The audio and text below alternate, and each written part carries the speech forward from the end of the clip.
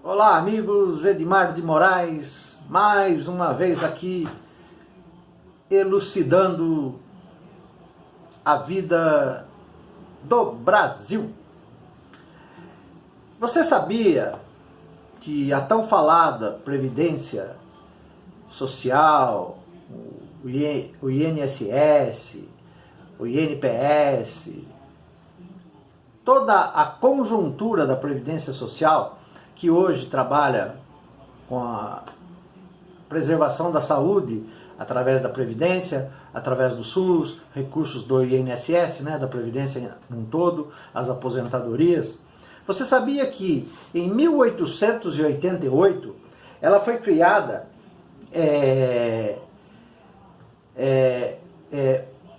regulamentando o direito da aposentadoria para empregados dos Correios? 1888, tá certo? E desde 1888 a aposentadoria já existia para os funcionários dos Correios, certo? Porém, através da lei Eloy Chaves de 1923, criou-se a Caixa de Aposentadoria e Pensões para empregados de empresas de ferrovias, e em 3 anos a lei foi estendida para trabalhadores portuários e marítimos. Isso já em 1923. Em 1930, Getúlio Vargas fechou tudo isso e criou, substituiu o Instituto de Aposentadorias e Pensões, que é o IAPAS, não é IAPAS, é IAPS, IAPS, que eram autarquias dos estados. Veja bem, depois ele reabriu com outros nomes. Em 1933 ficou o IAPN, em 1934 o IAPC, em 1934 mesmo mudou para IAPB. Eu não vou ler aqui o significado de todas as palavras, porque ficaria muito extensivo.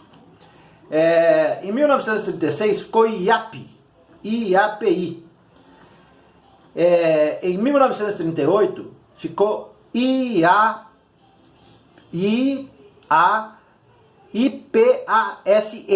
IPASE. Em 1938 e virou o IAPTEC. Em 1939, Instituto de Aposentadoria e Pensões de Operários Estivadores. Em 1945, virou o ISS. Em 1945, voltou a ser o IAPTEC, só que sem o E. IAPTEC, IAPTEC. Em 1953 ficou a CABFESP. Em 1960 ficou o IAPFESP. São alterações que foram ocorrendo dentro de um espaço de tempo a partir de 1888. Em 1960 foi criada a Lei Orgânica da Previdência Social, unificando a legislação referente aos institutos de aposentadorias e pensões. A esta altura, a Previdência Social já beneficiava todos os trabalhadores urbanos. Os trabalhadores rurais passaram a ser contemplados em 1963.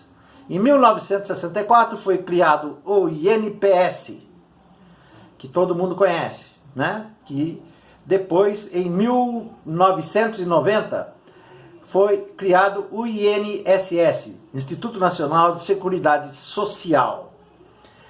Em 1988, é que a lei, com a Constituição, o governo mudou as regras previdenciárias, passando a exigir uma idade mínima para aposentadoria, que o caso das mulheres. é de 55 anos e homens 60 anos. Anteriormente, a aposentadoria valia para quem contribuísse por 25 a 30 anos, no caso das mulheres 30 a 35, no caso dos homens sem limite mínimo de idade. Então vejam bem, senhores, desde 1888 existe a Previdência Social. A Previdência Social é ela que nos mantém após atingirmos uma idade mais elevada, acima dos 60 anos, nós temos que sair do mercado, porque nós temos uma outra turma de jovens, e assim é o ciclo da vida, é o ciclo da vida. Mas porém nós precisamos garantir o nosso salário para a nossa subsistência e precisamos garantir a nossa saúde através dos institutos vinculados à Previdência Social, hoje o conhecido SUS, tá certo? Mas o que acontece? Ao longo desses anos, tudo isso foi preparado porque sabia-se que o Brasil ia crescer muito e a qualidade de vida também ia melhorar muito. Sendo assim, e com a redução, outro fator importante, né?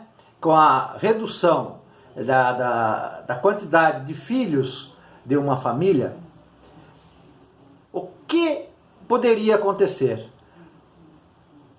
O que aconteceu?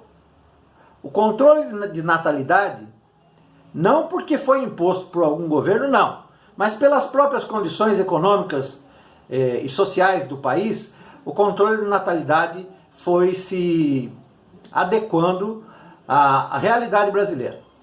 E com isso, as pessoas estão ficando mais velhas, entendeu? E tendo menos jovem no início de carreira, no iniciando o seu trabalho. Então a Previdência envelheceu, o Brasil envelheceu. A idade de pessoas, a quantidade, a porcentagem de pessoas com mais de 60 anos é bem superior à quantidade de pessoas com idade ativa, de trabalho, né? Porque tem pessoas intelectuais que chegam a 90 anos e continuam trabalhando com a cabeça consciente, mas isso são, em toda regra há uma exceção, né? Isso é uma exceção da regra básica. A média do brasileiro é entre 69 e 70 anos, a média brasileira. E o Brasil envelheceu. Agora, justo agora que o Brasil tem mais velhos para serem atendidos pela Previdência Social, eles querem destruir a Previdência. Aqueles que têm o seu direito adquirido, não sei como vai ser feito, porque as regras não são claras, ninguém vem a público explicar, e não deveria mexer, a Previdência vai muito bem, obrigado, né?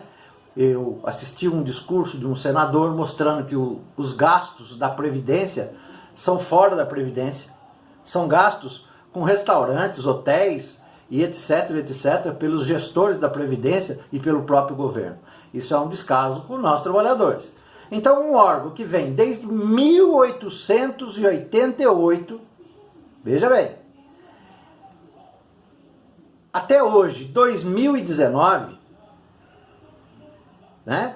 2019, ela está presente na vida do brasileiro, sofrendo melhorias para nos proteger da velhice e do cansaço, está agora fadada a desaparecer, em benefício, em detrimento da nossa vida, em favorecimento das instituições financeiras e desse pensamento louco e não tem a menor possibilidade de se pensar em alterar uma coisa que está dando certo e que contrapõe aquele que acha que a Previdência não dá certo. A Previdência dá certo, falta gestão, é uma questão de gestão. Se eles mudarem a lei para que tenha uma gestão mais eficiente, mais coerente, não há necessidade de se fazer reforma na Previdência. A Previdência vai muito bem, obrigado. Vamos cobrar quem deve, né? As grandes empresas devem bilhões ao país, ninguém as cobra, né? E essas empresas é que bancam aí aquilo que mais mal faz ao povo brasileiro, que deixa o povo indignado, né? Que é a corrupção. Eles bancam a corrupção, mas não pagam o Estado. É um contrassenso, é uma coisa meio ilógica. Banca um grupo, mas não paga o Estado, ou seja, não nos paga. Então é isso que eu tenho para dizer. Uma instituição de 122 anos, é isso?